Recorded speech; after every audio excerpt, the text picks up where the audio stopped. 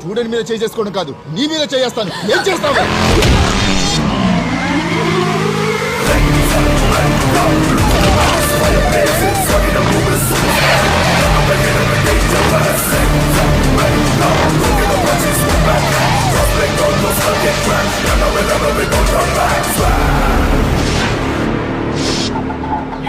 ఆడపిల్లలకు కళ్ళు కొట్టడమే తప్పనుకున్న కల్చర్ ఉన్న ఈ దేశంలో నువ్వు బుర్ర పగల కొడతానని వెళ్తున్నావేంట్రా? ఏం డర్లే?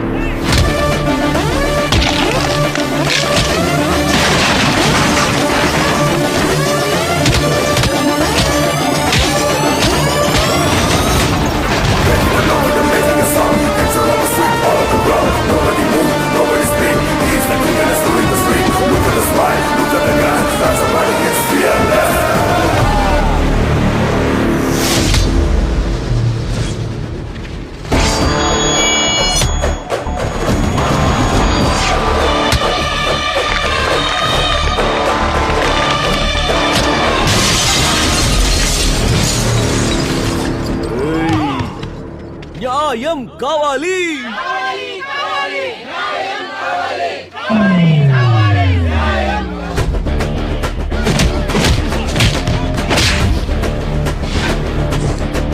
ఏంట్రా ఏంట్రా కర్మ గాలి పెట్టుకున్నారు కదా.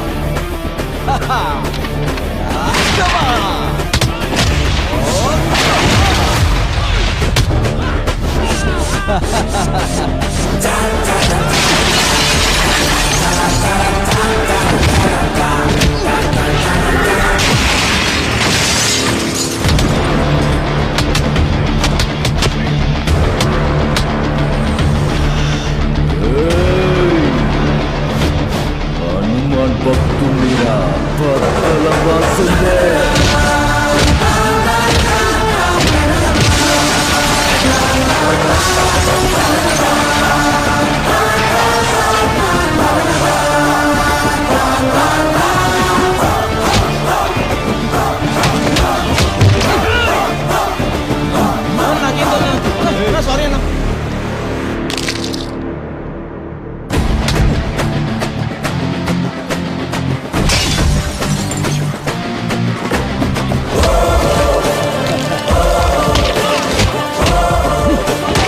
నేను ఎవరా?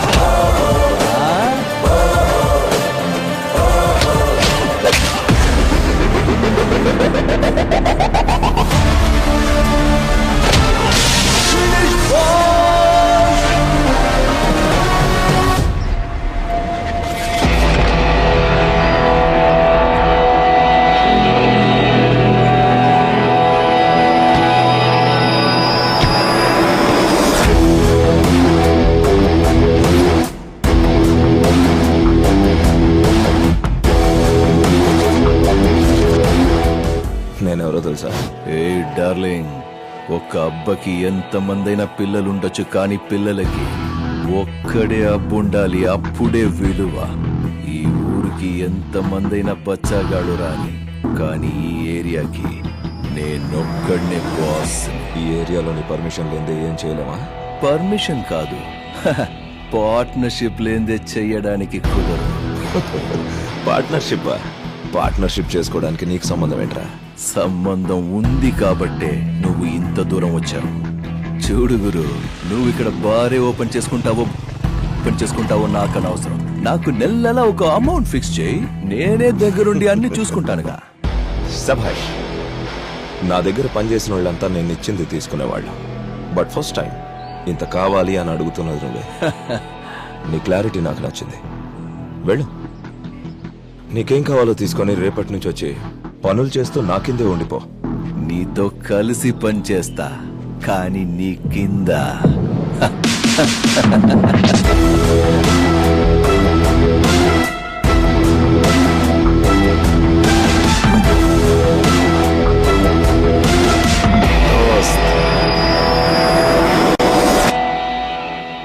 డబ్బులిస్తే పని చేయడానికి 100 మంది జనం ఉండగా అంత పొగరుబోతువాడెందుకురా? 100 మంది చేసే పని ఒక్కడే చేస్తుంటే 100 మందికి ఇచ్చే డబ్బు ఇవ్వడంలో తప్పే లేదు డాడ్. Cheers. మామా ఫస్ట్ టైం లోపలికి వెళ్తున్నాం. బ్యాక్ నుంచి ఎంట్రీ వద్దు, ఫ్రంట్ నుంచి ఎంట్రీ ఇవ్వు. ఓయ్, ఎవరయ్యా ఇక్కడ? కాబోయే అల్లుడు మొదటిసారి ఇంటికి వస్తే ఎవరు వెల్కమ్ చెప్పట్లేదే. ఓయ్, శివ ఎవరినైనా మీరు? ఏయ్, నువ్వే అంటున్నావుగా శివ అని. ఇతనే శివ. అయ్యో మడి మైలా ఏమీ లేకుండా చెప్పులు ముట్టి అపవిత్రం చేశారు కదరా. అయ్యో ఎలా? నారాయణ. ఎలా? అయ్యో మావా, మనం పళ్ళు తోమకుండానే టిఫిన్ చేస్తాం. ఈడేంటి నీళ్లు తాగినందుకు ఈ రేంజ్ లో గొడవ చేస్తున్నాడు డట్టిప్పులో. అవును మామ, కొంచెం కూడా మడి లేదు. అది సరే, ఇక్కడ పెద్దయిన పరందామయ్య శాస్త్రి గారి ఇల్లు ఎక్కడుంది? ఎవరు బాబు? నమస్తే. ఇంటి లోపల కూడా వచ్చేసారు. హాయ్ మావా. రేయ్, కాళ్ళు మీద. నా కాళ్ళ మీద నేనెందుకు పడాలి? ఏంటి బాబు ఇది? ఎందుకు కాళ్ళ మీద పడుతున్నారు? మళ్ళీ మా అమ్మాయి మిమ్మల్ని ఏమైనా ఇబ్బంది పెట్టిందా? అవును సార్, నా హార్ట్ దొంగిలించింది మీ అమ్మాయి. శివ ఏం మాట్లాడుతున్నావయ్యా? ఏంటి స్వామి శివ అంటారు, శివుడే వచ్చి అల్లుడు అవుతానంటే వద్దంటారు. What's your problem? అల్లుడా? అర్థం కాలేదు. అల్లుడంటే కూతురు భర్త.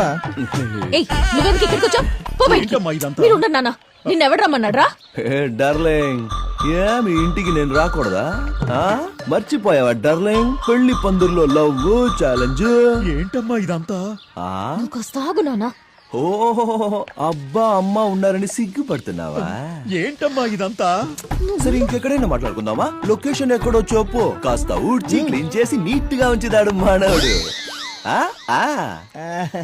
ఏంటమ్మా ఇదంతా అనాలి కదా మీరు. ఏంటమ్మా ఇదంతా? నువ్వు ఆగినానా అని చెప్పాలి. మినీ బుల్డోజర్ లో ఉన్నాడు అక్కుంబక్కుంలాగా. తన అత్త కొడుకుని. ఓయ్, వాళ్ళ అత్త అంటే మా అమ్మకి నేను ఒక్కడనే కొడుకుని. నువ్వెవ్వడ్రా? చిన్న వయసులోనే తన నన్నే పెళ్లి చేసుకోవాలని పెద్దలందరూ కలిసి ఫిక్స్ చేసి పెట్టారు. చిన్నప్పుడు మ్యాటర్నే నువ్వు ఇంత సీరియస్ గా తీసుకున్నావంటే నువ్వు ఇంకా ఎంత ఎదగాలో అర్థం అవుతుంది. ఎల్లమ్మా ఎల్లు, కొట్టుకెళ్ళి పీచి మిఠాయి కొనుక్కో. మావా, ఈ పిల్లోడికి 10 రూపాయలు ఇచ్చి పంపించు. హలో, పైన జుట్టు మాత్రమే కట్టయిందంతే, నరం కాదు. టీచర్ చేతి మీద కొడుతుంది, తల్లి చెంప మీద కొడుతుంది, తండ్రి విప్ మీద కొడతాడు. కానీ శాస్త్రి ఏకంగా గుడ్డల మీద కొడతాడు. మావా, నువ్వు జమానాలో కొట్టిన డైలాగు ఈడు ఇప్పుడు కొడతాడు. నువ్వు ఇంకా అప్డేట్ అవ్వలేదురా బాబీ. ఈ ఓల్డ్ డకోటా వర్షన్ నీకు అవసరమా? అవసరం అంటారులే. దయచేసి వెళ్ళిపో ప్లీజ్. చెయ్యి పట్టుకోవాలని వస్తే చెయ్యెత్తి మొక్కుతావేంటి? సరే, నేను ఇంకా ఎక్కువసేపు ఉంటే మీ ఫ్యామిలీ పాపం తప్పుగా అనుకుంటారు. వెళ్ళొస్తాను. ఇప్పుడు వరకు మాత్రం నేను దేవుడు అనుకుంటున్నారా? ఎవడేమనుకుంటే మనకేంట్రా? నా బంగారం ఏమనుకోకూడదు. బాయ్ కన్నా, బాయ్ బంగారం. బాయ్ చెప్పించాలి రారా. సార్, ఆ స్థలానికి సంబంధించి అన్ని పనులు కంప్లీట్ అయ్యాయి సార్. కానీ ఒకే ఒక ఆఫీసర్ మాత్రం సైన్ చేయను అంటున్నాడు సార్. ఎవడాడు? సార్, అది డాక్యుమెంట్స్ అన్ని కరెక్ట్ గానే ఉన్నాయిగా. సైన్ చేయడానికి ఎందుకు లేట్ చేస్తున్నారు? సార్, మీ డాక్యుమెంట్స్ సరిగ్గా లేకపోవడంతో సైన్ చేయడానికి డిలే అవుతోంది సార్. అంటే నా దగ్గర ఉన్న డాక్యుమెంట్స్ అన్ని ఫేకా, లేక సైన్ చేసిన ఆఫీసర్స్ కి బుద్ధి లేదా? సార్, నేను అలా అనట్లేదు సార్. గవర్నమెంట్ వర్క్ ప్రొసీజర్ ప్రకారమే వెళ్ళాలని చెప్తున్నాను. ఏంటండి ప్రభుత్వం అంటారు? 5 ఏళ్లకోసారి వస్తుంది, పోతుంది. మీరు గవర్నమెంట్ సర్వెంట్. మీరు బాగుండాలి అంటే మాలాంటి బిజినెస్ మెన్లు బాగుండాలి. ఆఫ్టర్ ఆల్ ఒక సైన్ చేసేయండి. క్షమించాలి సార్. ఒక ఆఫీసర్ సైన్ 5 ఏళ్లకొకసారి మారే ప్రభుత్వానికంటే కూడా ఎంతో ముఖ్యమైంది. ఎందుకంటే ప్రభుత్వం మారినా ఆ సైన్ వాల్యూ మాత్రం మారదు. సార్, నాకు చాలా పనులున్నాయి. మీరు ఇక బయలుదేరొచ్చు. Well said. మళ్ళీ కలుద్దాం. చెప్పు దోస్త్, ఏం చేయమంటావు? ఓ పెద్ద ప్రాజెక్ట్ కి ట్రై చేస్తున్నాను శివ. దానికి ఒకటి సైన్ కావాలి. వాడు డబ్బుకు లొంగట్లేదు. ఎదిరించైనా సరే, ఏమార్చైనా సరే నేను సైన్ చేయిస్తాను.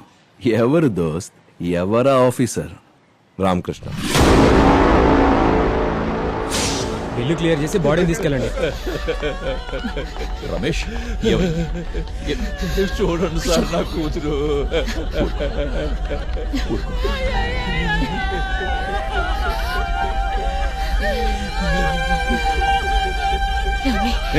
ఎక్కడయ్యా నా డబ్బులు? మీ అప్పు తీర్చేస్తాను సార్, నాకు కొంచెం టైం ఇవ్వండి సార్.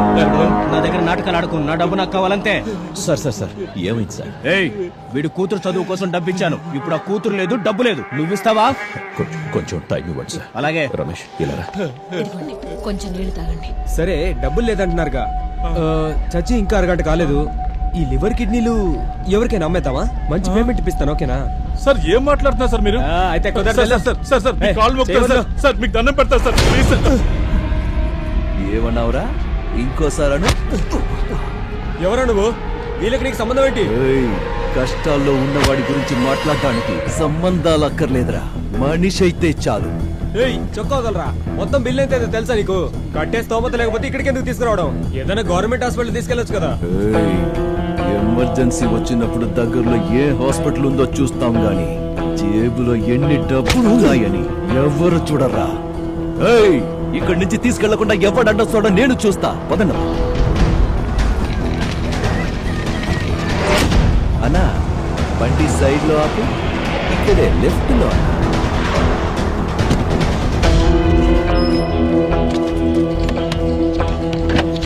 ఏంటి మామ ఇక్కడ తీసుకొచ్చావు? బాడీ దించండి. ఏం చేస్తానా? ఏయ్, దించండి.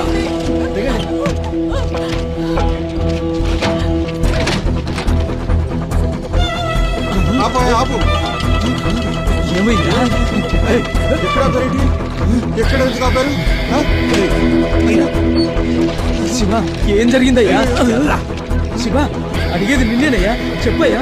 శివ, శివ ఏంటయ్యా ఇది? ఒక్క నిమిషం. దొంగేడు పేడుస్తున్న బంధువులారా, శవాన్ని తీసుకెళ్లే ముందు ఈ శివ టర్మ్స్ అండ్ కండిషన్స్ వినండి.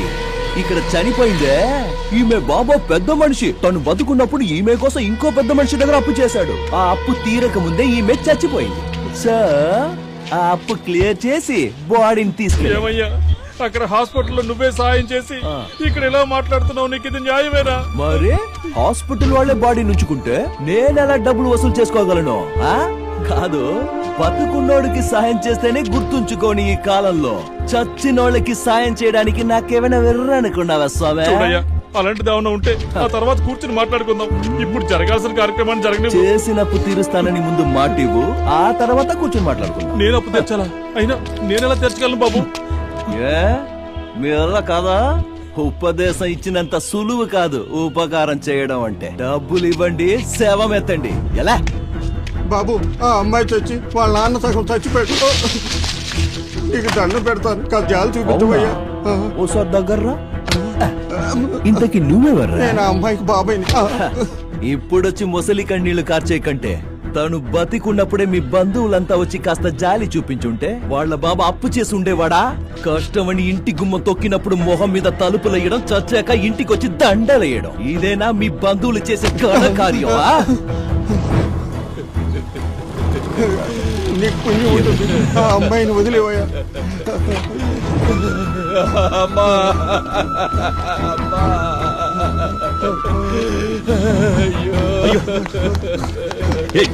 ఏంటి ఇక్కడ వచ్చారు? తీసుకెళ్దాం పదండి.